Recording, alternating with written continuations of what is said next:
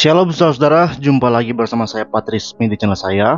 Di video ini saya mau menanggapi sebuah video dari seorang ibu yang viral di Sulut ya, terkenal bisa membuat keajaiban dalam praktek penyembuhan yang dia lakukan. Dia bisa menyembuhkan berbagai penyakit dengan media air, minyak, garam, bahkan bisa mengeluarkan benda-benda dari tubuh seseorang. Sebenarnya awalnya saya itu nggak punya tendensi dengan praktik penyembuhan dia. Hal pertama yang saya bahas mengenai dia adalah tentang doa begitu. Tapi sayangnya ketika saya menanggapi pengajaran tentang doa, ibu ini merespon secara personal gitu. Jadi membahas pribadi saya, terkait pribadi saya, sekolah saya dan sebagainya.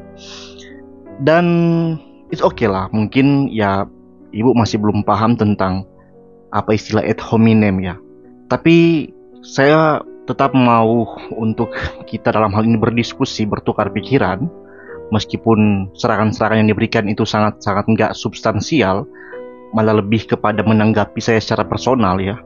Jadi nggak kena pada substansinya, tapi tetap akan saya jawab satu persatu setiap kalimat statement yang diberikan untuk saya begitu. Nah, sebelum saya menanggapi statementnya, tentu kita perlu menonton videonya terlebih dahulu. Mari kita dengarkan videonya terlebih dahulu.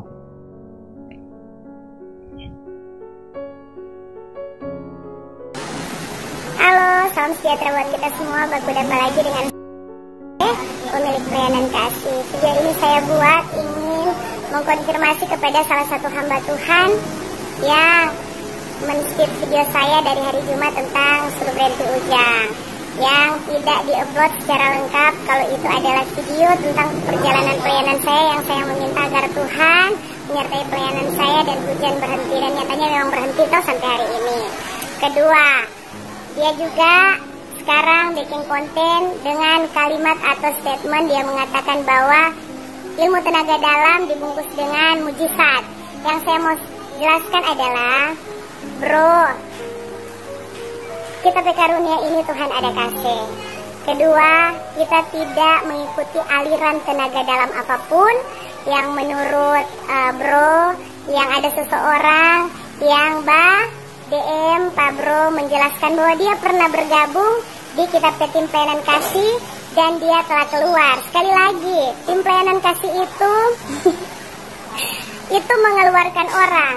Tidak pernah ada tim yang keluar sendiri, kecuali kita yang kasih keluar dengan dua kesalahan. Pertama, meminta-minta doi Pak pasien.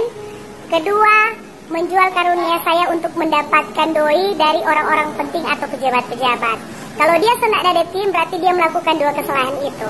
Minta-minta doi Pak pasien atau dia menjual karunia saya untuk kepentingan doi.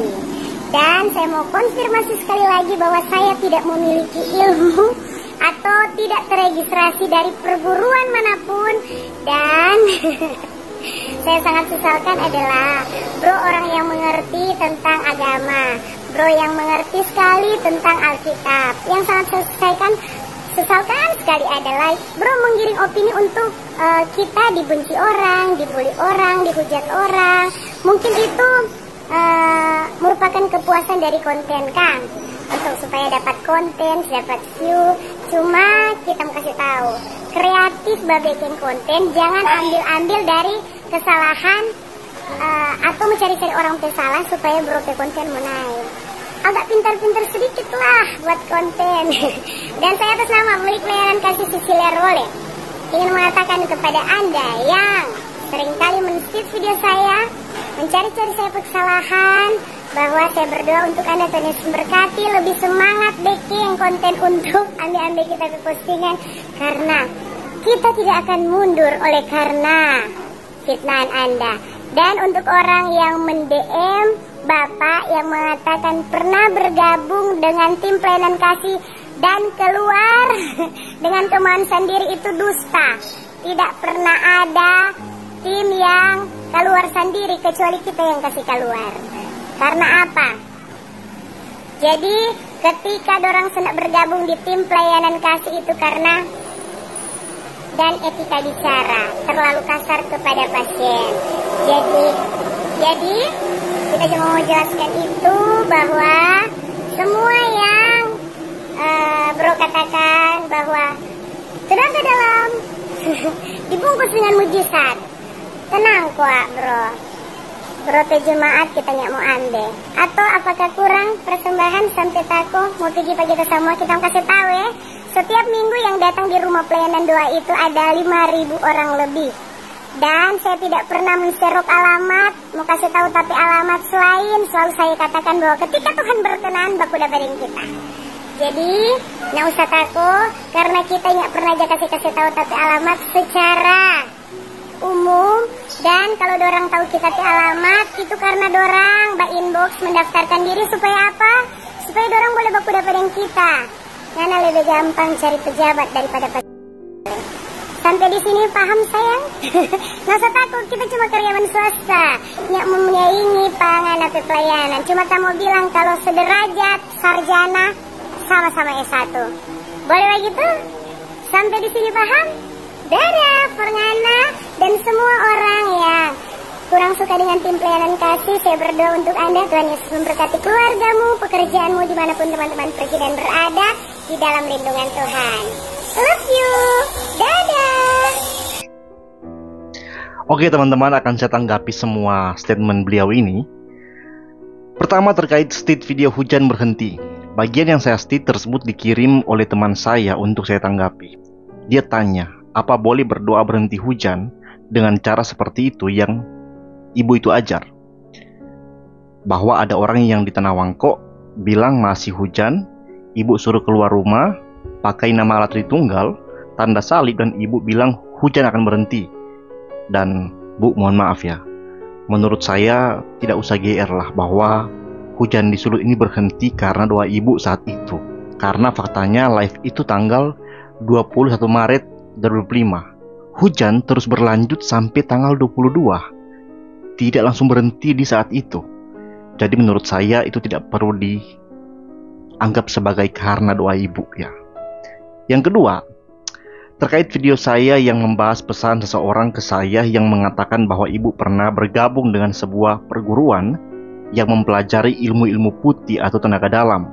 Ibu bisa berkata ibu tidak pernah di tempat seperti itu, meskipun sebenarnya saya punya dokumentasi foto yang dikirim. Ya, ibu menggunakan seragam dari perguruan itu. Ini fotonya, maaf saya blur ya. Tapi saya tahu, ibu tahu ini foto adalah diri ibu di foto ini. Salah satu orang di sini adalah ibu. Tapi begini, dalam video saya itu judulnya begini. Benarkah? Emang boleh ya.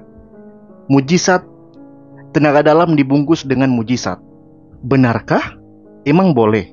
Artinya saya sendiri tidak serta-merta menuduh ibu menggunakan tenaga dalam karena ada benarkah? Saya bertanya. Nah, emang boleh. Nah, itu sebenarnya mau menghindari kesan bahwa saya menuduh ibu. Saya hanya memaparkan kepada publik kesaksian sesuai DM tersebut. Kalau memang menurut ibu tidak pernah terlibat dengan perguruan yang dimaksud, dan kemampuan ibu menyembuhkan penyakit adalah karunia Tuhan, maka syukurlah puji Tuhan. Meskipun kita tetap harus kritis dengan yang namanya karunia Tuhan. Karena kalau ibu bilang itu karunia, kita bisa kejar dengan bertanya, bagaimana karunia itu didapatkan? Karena nggak mungkin suatu keahlian bisa didapat secara tiba-tiba. Ya, pas lagi tidur, pas bangun langsung bisa menyembuhkan orang. Karunia ada dua bentuk. Ada karunia yang bisa dipelajari, yang bersifat permanen, dan karunia yang tidak bisa dipelajari, yang bersifat sementara. Karunia yang bisa dipelajari itu mencakup keahlian yang berkaitan dengan profesionalitas seseorang. Misalnya dokter ya, atau menjadi guru, atau ahli dalam bidang tertentu, termasuk bidang pengobatan alternatif seperti yang ibu lakukan. Nah, menurut saya itu adalah pengobatan alternatif, itu bukan mujizat. Dan itu adalah karunia yang bisa dipelajari. Ya, ada karunia yang bentuk kedua, yaitu karunia yang tidak bisa dipelajari, yang bersifat sementara. Misalnya, karunia mengadakan mujizat. Bentuk karunia ini bisa terjadi kepada siapapun, tetapi nggak permanen. Contoh, tante saya adalah seorang pendeta. Opa saya, papa dari tante saya ini, waktu itu pernah mengalami suatu masalah dalam bagian perutnya, di pencernaannya, sehingga sulit untuk buang air besar. dibawalah opa saya ini ke dokter, ke rumah sakit. Dan akhirnya diputuskan untuk operasi karena di scan itu ada pembengkakan di bagian pencernaan. Nah, saat itu sambil menunggu ruang operasi dipersiapkan, tante saya, anak yang tua dari opa saya ini, itu berlutut dan berdoa supaya Tuhan karuniakan kesembuhan bagi opa. Dia minta kalau Tuhan berkenan, itu terjadi dengan mujizat, dengan keajaiban. Karena mengingat pada masa itu ya, tahun 2000-an, biaya operasi itu sangat mahal. Jadi dia berdoa minta mujizat. Tapi juga tante saya itu bilang ke Tuhan bahwa kalau Tuhan izinkan, itu terjadi. Kalau tidak, ya biarlah operasi berjalan dengan baik, dengan lancar. Jadi artinya tetap tante saya kembalikan kepada Tuhan. Tuhan yang berkehendak. Nah, setelah berdoa, tidak sampai beberapa menit, opa saya minta ke WC karena serasa ingin buang air besar. Dan ajaib, opa saya buang air besar dengan lancar. Untuk memastikan itu, dokter melakukan scanningnya kepada opa saya. Dan pembengkakan yang tadinya mau diangkat, itu sudah nggak ada lagi. Nah, inilah karunia mengadakan mujizat. Bisa terjadi kepada siapa saja, tetapi tidak permanen. Karena kalau mujizat terjadi secara permanen dan bisa dilakukan setiap hari berulang-ulang, maka itu akan berlawanan dengan kodratnya sebagai mujizat. Dia akan menjadi hal yang biasa terjadi. Yang namanya mujizat itu adalah hal yang tidak biasa, menyimpang dari kebiasaan. Nah, orang dengan kemampuan seperti itu juga yang bisa buat keajaiban setiap hari, itu bisa menjadi orang yang dikultuskan melebihi bahkan para rasul. Karena di Alkitab ada fakta, Rasul Paulus yang tadinya bisa melakukan mujizat saat dia memberitakan Injil, tapi nggak bisa menyembuhkan rekannya, yaitu Trofimus, yang sakit. Dia tinggalkan di Miletus. Jadi Paulus pun nggak permanen punya mujizat. Jadi sekali lagi, yang namanya karunia ada dua bentuk. Bentuk yang permanen, yang bisa dipelajari, berkaitan dengan keahlian, termasuk keahlian pengobatan alternatif seperti yang ibu lakukan. Yang kedua, karunia yang nggak bisa dipelajari, yang nggak permanen, seperti melakukan mujizat. Nah, ibu ngaku bisa menyembuhkan penyakit orang, itu karena ibu punya karunia itu. Kalau bisa, mungkin ibu akan menceritakan kepada kita bagaimana awal mula sampai ibu bisa punya karunia itu. Ibu berjumpa dengan Tuhan Yesus kah? Ya, dapat mimpi kah? Atau ibu dapat dari orang tua kah? Ya, mohon dijelaskan. Kalau bisa, dan saya yakin bisa, supaya itu bisa menjadi kesaksian yang dibagikan buat kita semua, termasuk buat para pasien. Kemudian terkait dengan anggota ibu yang katanya itu tidak pernah keluar sendiri, hanya keluar karena dikeluarkan. Itu pun karena mereka menjual karunia ibu. Itu bukan urusan saya ya soal itu. Kalau memang benar orang keluar karena mereka memeras pasien dan sebagainya, maka itu adalah sifat yang sangat baik. Saya ancungi jempol dengan ketegasan ibu seperti itu. Tapi menurut saya, orang yang mengirim DM ke saya itu nggak ada dendam pribadi dengan ibu. Dia hanya memberikan informasi yang menurut dia perlu dia sampaikan dan perlu diketahui oleh publik. Karena mengingat ibu adalah tokoh publik saat ini. Jadi ibu itu harus siap juga dengan bagaimana orang yang tadinya anggota ibu yang mau menyampaikan sesuatu secara publik. Begitulah resiko menjadi seorang tokoh publik. Hal-hal yang berkaitan dengan pribadi ibu, terlebih itu punya kaitan dengan praktek ibu yang membuat ibu terkenal secara publik saat ini, itu sangat layak untuk menjadi konsumsi publik. Karena ibu adalah tokoh publik. Saya ini adalah pegiat media sosial dan salah satu tujuan saya bermedia sosial adalah ingin meluruskan kekristenan dari praktek dan ajaran yang menyimpang. Dan saya selalu bilang kepada semua oknum yang praktek dan ajarannya pernah saya kritisi, kalau Anda gak mau pelayanan praktek khotbah atau ajaran Anda dikritisi orang di media sosial, maka jangan muat itu di media sosial. Jangan rekam, jangan siaran langsung, dan jangan posting dimanapun di medsos. Lakukan saja praktek itu secara offline, dan biar hanya orang yang terlibat dengan Anda secara langsung di lokasi yang mengkonsumsi praktek ajaran atau teologi Anda, tidak menjadi konsumsi publik, khususnya di media sosial. Karena kalau Anda sudah muat di medsos, orang bisa mengkritisinya di medsos juga. Dalam aturan medsos ada yang namanya fair use, ya, penggunaan wajar, bahwa kita bisa menggunakan video orang lain dan dibenarkan oleh hukum ketika itu bersifat kritis, mengkritisi atau tanggapan sebagai edukasi. Jadi ibu nggak boleh larang orang mengkritisi ibu di medsos. Kemudian mengenai statement yang ibu bilang ibu sesalkan, bahwa saya menggiring opini untuk ibu dibenci orang. Begini ya bu, Konten paling pertama yang saya kritisi itu adalah konten tentang berhenti hujan tadi. Motivasi saya cuma satu, ingin menanggapi dan memberi edukasi bahwa kalau berdoa secara pribadi, berdoa saja seperti yang diajarkan oleh Yesus Kristus. Masuk kamar, kunci pintu, dan berdoa. Itu spontan dan to the point.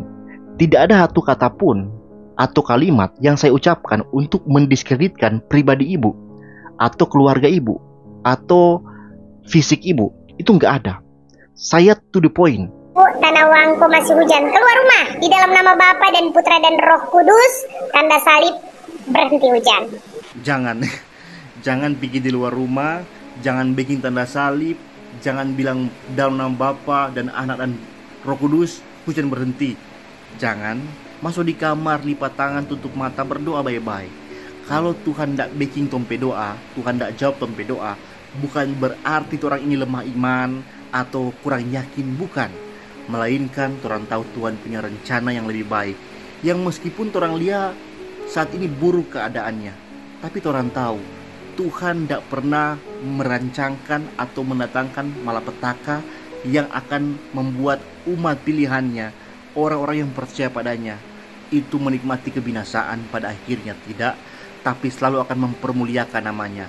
Maka kalau orang percaya, apapun yang terjadi, baik buruk bencana alam, orang yakin, orang bersyukur, Tuhan so bikin orang selamat, dan semua yang terjadi akan mendidik orang, membawa orang untuk melihat kemuliaan Tuhan dan mempermuliakan Tuhan dalam segala hal. Oke? Tuhan memberkati. Kalau memang ibu itu bijaksana, seharusnya ibu tidak melihat itu sebagai serangan pribadi, karena itu memang bukan serangan pribadi. Tidak ada bagian dari pribadi ibu yang saya singgung dalam video itu. Nama ibu tidak saya sebut, tidak ada fisik, pakaian, ataupun sisi hidup keluarga ibu yang saya jelek-jelekan. Nggak ada. Substansi kita adalah pengajaran mengenai doa. Kalau ibu memang dewasa dalam hal ini ya, dalam diskusi seperti ini, ibu nggak akan pentingkan pribadi saya, menyebut saya apa atau saya bagaimana cari kesalahan. Enggak. Ibu berikan argumentasi tentang doa. Kenapa ibu bilang seperti itu? Kenapa ibu mengatakan mereka bisa keluar rumah, bisa pakai nama alat Tritunggal, tanda salib? Apa teologinya? Jelaskan saja. Gak perlu serang-serang tentang Anda masih SD. Jadi pendeta so masih SD, kita so S1. Oh, gak perlu seperti itu. Itu namanya ibu ad hominem. Ya, itu nggak baik dalam berdiskusi. Jadi kalau ibu katakan bahwa saya lakukan itu demi membuat orang membenci ibu, maka ibu sudah memfitnah dan menuduh saya yang tidak-tidak. Nah, kemudian terkait kreativitas membuat konten. Jadi ibu membangun narasi yang berkesan bahwa saya ini nggak kreatif membuat konten. Karena konten saya adalah mencari kesalahan orang lain supaya konten saya naik. Dan ibu bilang saya harus pintar-pintar untuk buat konten. Begini bu ya. Kalau ibu cek video-video saya di Facebook ya, baik di YouTube juga, saya punya banyak jenis konten edukasi dengan level editing yang ibu bisa nilai sendiri. Coba ibu nonton, ini salah satu video dari saya di Facebook saya. Apakah hantu itu benar-benar ada? Kalau hantu dalam arti makhluk roh, itu memang ada. Tapi kalau hantu dalam arti penampakan arwah orang yang sudah mati, itu tidak ada. Alkitab mengajarkan bahwa makhluk roh itu memang ada.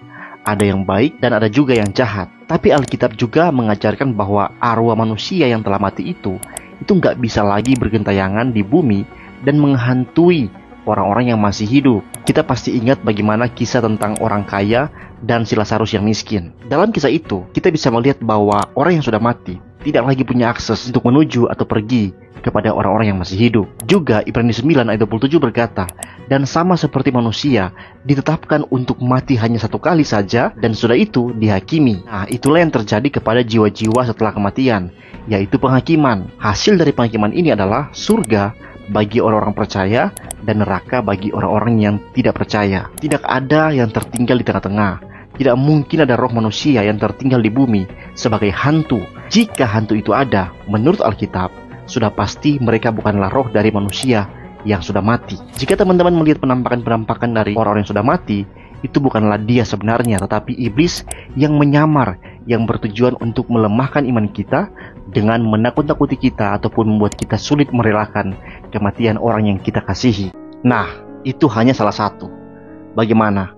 Nilai edukasinya, kreativitasnya, editingnya bagus kan? Ya, ibu juga bisa belajar dari saya kalau ibu mau buat konten seperti itu ya. Nggak gampang, nggak susah juga. Butuh kemauan saja. Masih banyak lagi konten-konten seperti itu di Facebook saya. Jadi kalau soal masalah kreativitas dan ide konten, ibu nggak perlu menarik kesimpulan bahwa saya nggak kreatif hanya karena saya menanggapi ibu. Begini ya Bu, saya sudah bilang, saya terjun di medsos dengan tujuan salah satunya adalah untuk mengkritisi praktik dan ajaran yang menyimpang dalam kekristenan. Makanya saya lulusan teologi dengan konsentrasi dogmatika Kristen. Karena saya ingin mempelajari bagaimana ajaran yang benar, dan saya bisa melawan ajaran yang salah yang sangat marak di dunia kekristenan, termasuk yang beredar di media sosial. Karena kita mengetahui sekarang pengaruh medsos itu sangat kuat. Anak-anak kita di kamar lagi tidur itu bisa aja menonton video-video ajaran praktik sesat di kamar mereka. Makanya saya terjun untuk memberikan edukasi. Jadi kalau ibu mau mengatakan saya mencari kesalahan, itu kurang tepat. Lebih tepatnya saya ingin melawan kesalahan. Jadi kesalahannya memang sudah ada, sudah terpampang nyata, terposting nyata. Hanya saja jarang orang mau melawan kesalahan itu. Nah, saya tampil untuk melawan kesalahan-kesalahan tersebut, termasuk ajaran berdoa hujan berhenti yang ibu lakukan. Mohon maaf ya Bu, menurut saya itu nggak benar. Lagi hujan, orang kalau keluar berdoa seperti itu sakit, nanti kena hujan, kena pohon, bisa jatuh ya kan. Alangkah baiknya di kamar aja. Tapi kalau ibu merasa ibu benar, ya silakan berikan argumentasi. Begitu kalau dewasa. Jadi saya nggak mencari kesalahan Bu. Itu video publik yang memang ibu lakukan live publik. Kecuali ibu nggak live, ya ibu sedang mengajar di dalam ruangan tertutup, lalu saya diam-diam menyusup untuk merekam ibu dari jauh dan saya bahas di publik, itu baru saya mencari kesalahan. Tapi ini kan tidak. Saya tidak pernah melakukan itu. Setiap praktik dan ajaran yang salah yang saya kritisi, itu memang sudah tersedia di publik. Saya tinggal melawannya saja.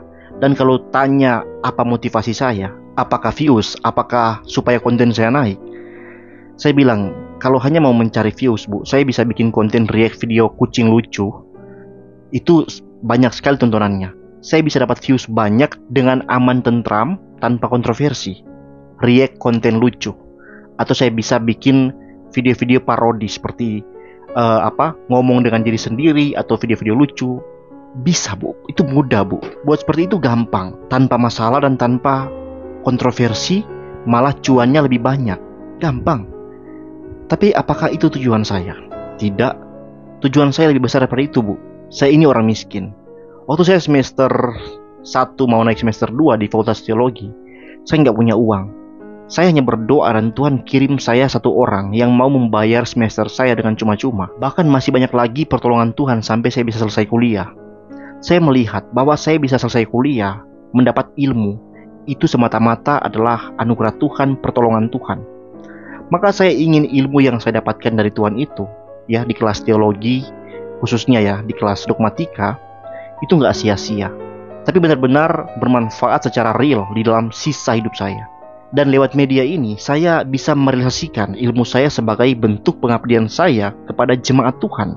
Ya, jemaat Tuhan, Tuhan yang sudah memberkati saya sampai hari ini, agar domba-domba kepunyaannya itu nggak disesatkan. Meskipun dengan bentuk digital ministry seperti ini, saya mendapatkan banyak sekali tantangan serta kontroversi. Ibarat saya ini seperti anjing gembala lah, yang setiap hari kerjanya harus menggonggong ke arah domba-domba, membuat domba-domba seringkali ketakutan, bahkan mungkin ngeri dengan gonggongan saya. Tapi saya tahu gonggongan itu akan menjauhkan domba-domba Tuhan terhindar dari jurang yang dalam. Terkadang saya juga harus menggonggong ke arah serigala-serigala yang mau menerkam kawanan domba. Meskipun itu meresikokan nyawa saya, karena serigala itu bisa menerkam saya kapan saja. Tapi saya harus siap. Yang penting bukan dombanya yang diterkam. Jadi Bu, yang saya kasihi, jangan tuduh saya buat konten demi views ataupun demi naik apapun itu. Hanya karena jenis konten saya itu mengkritisi ibu yang kemarin. Karena kalau saya pakai ukuran itu Bu, untuk menyela ibu, saya bisa katakan dengan sangat parah Bu. Kreatiflah dalam membuat konten Bu. Jangan jadikan penyakit orang untuk menjadi bahan konten demi ibu mendapatkan uang dari Facebook. Orang itu mungkin sudah mati, tapi dolarnya masih jalan terus karena masih ada videonya. Ibu nggak kasihan dengan keluarga pasien yang sedang berobat. penderitaan kerabat mereka jadi konten seseorang. Ibu punya hati nurani nggak? Penyakit orang yang datang minta didoakan, ibu jadikan konten untuk views dan dolar. Bu tahu nggak, di rumah sakit itu kamera nggak boleh masuk, Bu. Nggak boleh ada merekam proses operasi, proses perawatan dari pasien. Kenapa? Karena itu melanggar etika, Bu. Ibu merekam orang sakit saat ibu obati, itu melanggar etika. Penyakit orang itu nggak boleh jadi sumber views, sumber dokumentasi untuk orang mendapatkan uang.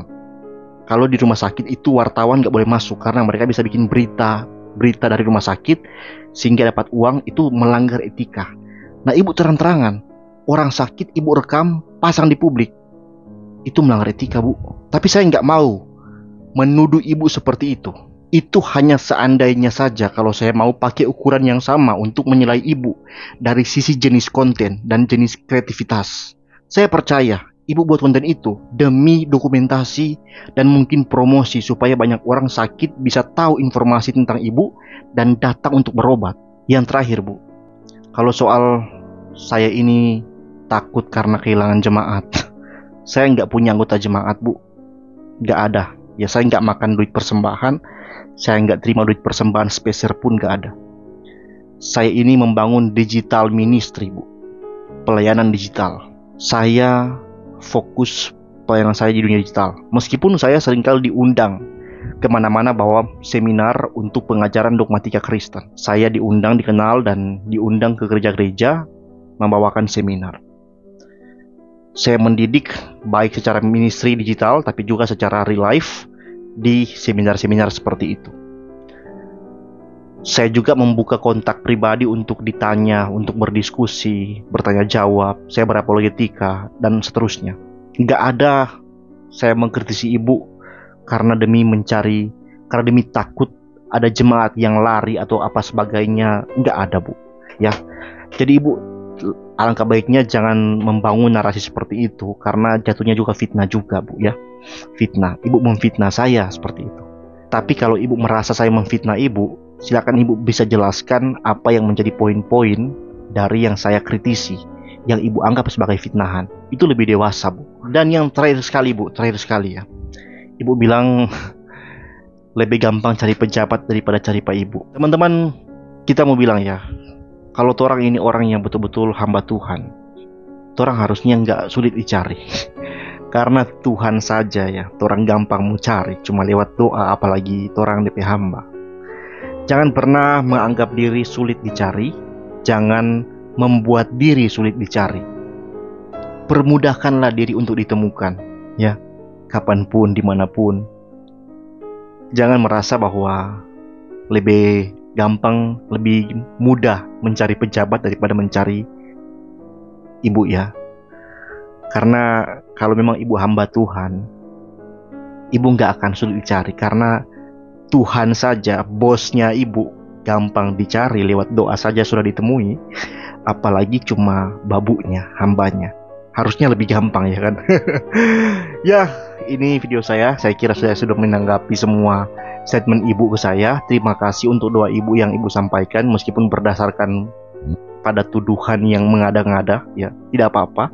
Semoga Tuhan memberkati ibu. Pertama-tama Tuhan memberkati dalam meluruskan teologi ibu, supaya dalam melakukan praktek penyembuhan yang ibu lakukan menggunakan cara-cara yang jelas, yang bisa ibu jelaskan sesuai dengan standar prosedur kompetensi yang baik, yang benar-benar dapat kita terima dengan akal sehat, dengan akal budi kita. Karena Tuhan bilang kan, kasihlah Tuhan dengan segenap hati, jiwa, dan akal budi. Dan terakhir, kalau boleh mohon ibu jelaskan, sebenarnya benda-benda yang seringkali ibu keluarkan dari tubuh seseorang itu bagaimana bisa terjadi, Bu? Kenapa ada benda itu di dalam tubuh seseorang? Dan bagaimana cara ibu mengeluarkan benda itu? Kenapa ibu tahu ada benda itu di dalam tubuh orang itu dan tangan ibu langsung tepat sasaran dalam mengeluarkan benda itu? Dan kenapa itu bisa ketika benda itu keluar, tidak ada bekas luka ataupun lubang dari mana benda itu keluar? Sebagai praktisi seharusnya ibu bisa menjelaskan ini, kan? Ya, saya harap mendapatkan jawaban. Sekian tanggapan saya. Tuhan berkati ibu dan keluarga. Shalom.